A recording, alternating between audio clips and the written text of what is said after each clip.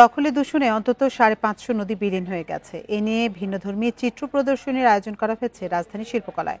শিশু থেকে বৃদ্ধ সবাইকে সচেতন করতে এবং সামাজিক আন্দোলন গড়ে তুলতে এই আয়োজন করেছে নোঙর। ২০ বছর ধরে নদী নিয়ে গবেষণা করছে সংগঠন নোঙর। তাদের চোখে ধরা পড়েছে দখল দূষণে নদীর বিলীন হওয়া। এ বিষয়ে চিত্র প্রদর্শনীর আয়োজন করা হয়েছে শিল্পকলা একাডেমিতে। শিল্পীদের আঁকা ছবিতে তুলে ধরা হয়েছে বুড়িগঙ্গার দশা। দর্শনার্থীরা জানান, এমন আয়োজন নদী বাঁচাতে সচেতনতা তৈরি করবে। অনেক শিল্পীরা নদী নিয়ে অনেক কাজ করে, বাট আমরাই প্রথম নদী নিয়ে আন্দোলন করতেছি ছবির মাধ্যমে। জাস্ট নদী দূষণ, নদী ভরাট, নদী দখল এইগুলিকে মুক্ত করার জন্যই আমরা একটা ছবি দিয়ে প্রতিবাদ জানাচ্ছি।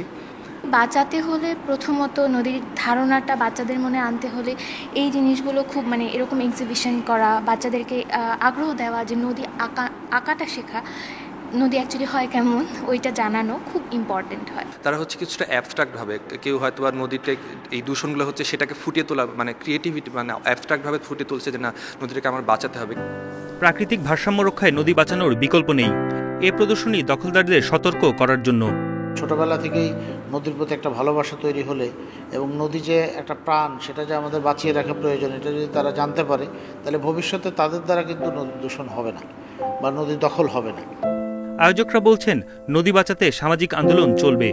৮ বিভাগে প্রদর্শনীর পরিকল্পনাও রয়েছে।